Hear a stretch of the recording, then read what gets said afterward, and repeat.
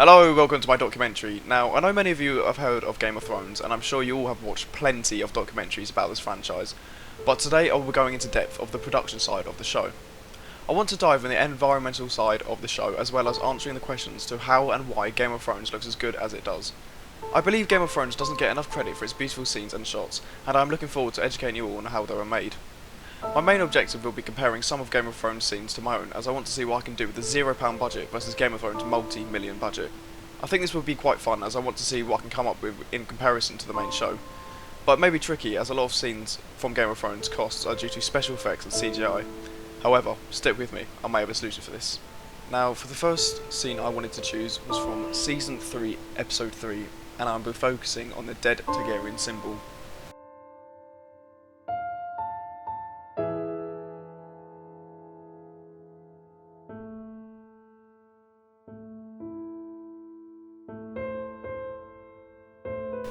I chose this scene in particular as I believe it is one of the most powerful and impactful scenes in the entire franchise. This is because, as a viewer's point of view, we get to see the real fear and terror of the main show's protagonists, the White Walkers. I believe this scene portrays this magnificently, as you can see the torn and ripped body parts of women, children and horses spiraled in a way that shows the house Targaryen, which is the bloodline of the White Walkers. This scene, in my opinion, is also underrated, as I don't think it's been talked enough as it should be. The first time we see the White Walkers was in the very first episode, as well as the end of Season 2. Now, the reason why I chose specifically this scene and not the others is that this was the moment for me where I felt, wow, this is a really massive threat to the show. When watching the start of the show, I was led to believe the main threat of the show would be Cersei and the Lannisters, like all of you, as we see them kill the main character, Ned Stark. Still couldn't believe they'd done that, but it is Game of Thrones. However, as a viewer, we quickly see that the feuds do not matter on the larger scale, as we can see the White Walkers are the larger threat. It is also frustrating seeing how no one takes it seriously besides the North, and everybody believes it is a myth. I will now show you my version of my attempt of replicating the scene from Game of Thrones.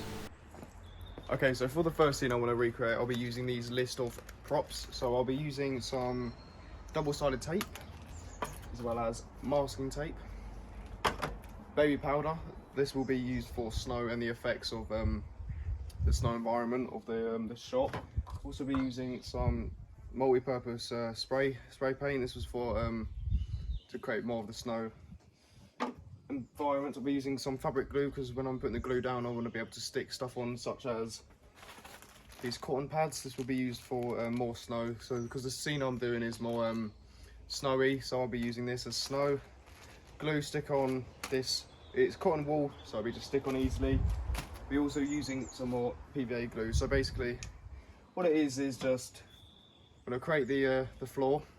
I'm going to put the glue on it. I'm going to stick on some snow, as I've listed before. I'll also be using some bin bags as the on the floor as the base, so I can stick things on it.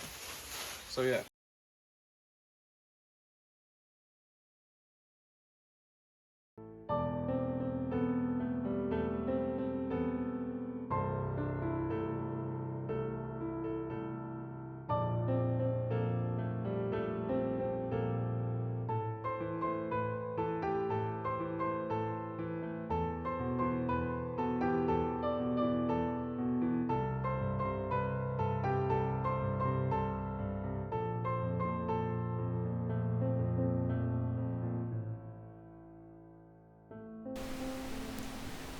For this scene, I didn't have to spend that much money on the products, as I had the majority of them at home, and I only had spent £3 in total.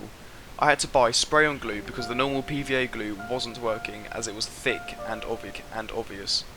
As I wanted to create snow for this scene, because the scene from Game of Thrones had a snowy environment, I had to use baby powder. This was actually great for replicating snow. The reason why the spray-on glue was better than the PVA glue was that the powder would stick a lot nicer and wouldn't flop off, whereas the PVA glue was too thick and ruined the sticks I used. I used twigs and sticks I found in my garden to create the shape of the symbol, as I didn't have any spare dead bodies and horses laying around. I feel this worked out great, as during filming you can clearly see the symbol forming, and realistically it wasn't that hard to execute. As you can see by the clips here, I had made a sketch I was using to guide my production on. This was very helpful for creating the initial structure of the symbol. When I created the structure of the symbol, I then kept adding to it with help of my mum. She was helpful for the production as she got some of the products for me and also helped with the creating of the scene. I tried to use pieces of wood for the base of the symbol, but the wood was too bright, as you can see, and not the symbol. I tried to find a solution by putting a couple of bin bags over the wood, but that wasn't successful. However, I came up with a solution by looking into the shed, hunting for something back I could use for a base or background. I found some felt, which is mainly used for roofs and is a black sort of thick material which came in clutch for filming of the scene. As you can see, based from my clips, the felt was a really good alternative, as you can finally see the symbol and the show. With the first scene done, I now want to move on to the second scene, the wall.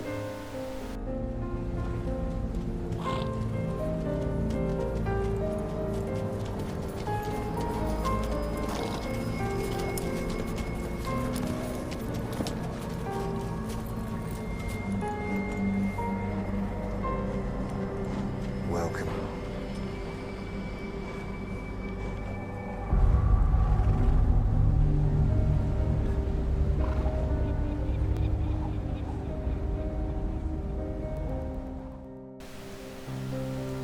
Now, the wall for me is so interesting as I'm fascinated by the origin of how it was built. It is also what protects the realm from the wildlings and giants, and especially the White Walkers. Now, I might sound ridiculous to a lot of you, but I find the wall and all the giants and secrets are more fascinating to me than the dragons. I just find it more investing as there is a lot of untold truths about the north and the wall beholds. Now, from this scene we can see the large scale of the wall, which is crazy visuals, and obviously there isn't a giant wall made of ice in real life. The way the wall was filmed was via special effects and CGI, and was directed by the main specialist effects leader, Joe Bauer. The wall was set in Iceland as well as many of the north scenes, as the environment is very snowy and icy, which matches the theme of the north. With the whole show estimated to cost 1.5 billion, the wall was only a fragmentation of that cost. The special effects that we used for wall was Pixelmondo, which is a VFX and virtual production studio that works across film, and they use the software Autodesk Shotgun software. They've worked in many popular TV shows and films such as The Hunger Games and The Boys. Now, the use of special effects came into the cost of 15 million per episode of Game of Thrones Season 8, and the previous seasons costing around 60 million per season and 6 million per episode. Now, for the wall was filmed in a quarry, which they had improvised the building to make it a lot larger than it really was, and for the large wide shots, that's when they had to use the special effects.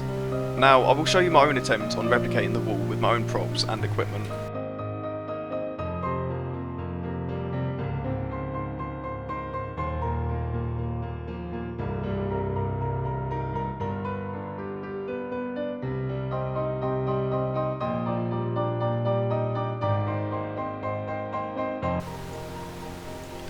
I had used ladders to hold the pillow, in which I covered in a bin bag so that I could pour over glue and spray on glue so that I could stick on cotton pads as well as powder to create the snow and ice illusion, as well as filmed from a low angle to show the initial size and scale of the wall.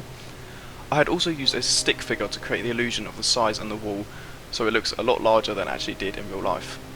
Now, for this scene it didn't cost me a dime, as I had used the previous props from the other scenes as I'd created, so in total I still have only spent £3 in total compared to Game of Thrones' multi-million budget. For this scene here I filmed in slow motion of the little figure falling, as there is a scene I will show after this of a man falling from the wall.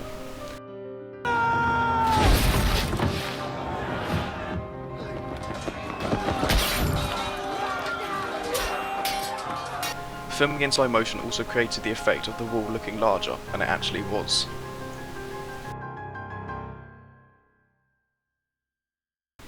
Equipment I had used versus Game of Thrones. I'm going to start off with what equipment I had used for filming / creating these scenes from Game of Thrones. Now obviously they do not look as good as Game of Thrones, which was expected, as for the filming equipment I had used was my iPhone 12 and a tripod. I used my phone instead of any handed filming equipment from the college, as they are outdated compared to my phone. However, I'd used a tripod from the college, which I used to film myself talking to the camera as well as for filming the scenes. I'd also filmed free-handedly, as for the low angle shots I couldn't use a tripod as it was too high and wouldn't create the effect of the wall looking large.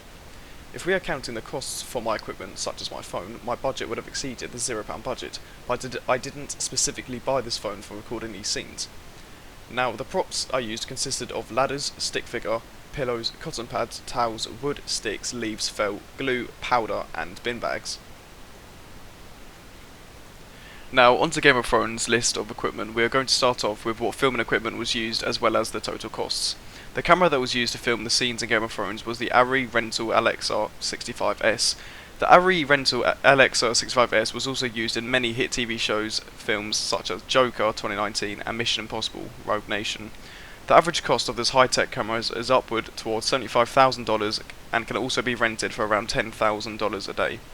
This is because this camera has the exclusive Alexa 65 system, offers the biggest canvas for high-end motion pictures, television productions and commercials. It also has a 65mm digital cinema camera, custom designed prime and zoom lenses. It is also favoured for producing excellent flattering skin tones, colour that feels filmic and resolving detail in a way that balances a high resolution with an organic texture. Now, as we come up to the conclusion, I want to talk about what I found successful and what I found unsuccessful with my mission on replicating scenes from Game of Thrones. Now, coming into this, I wasn't expecting anything outstanding, as I was at such a disadvantage compared to Game of Thrones. However, that does not mean I am not happy with the work I produced. I'm happy with how my scenes turned out, as I believe it was good for what I had to work with. Now, obviously there is a lot I could have done differently, but I can take this into consideration for my next potential documentary on House of the Dragon. Anyway, I hope you enjoyed and learnt something from this video. Thank you for watching.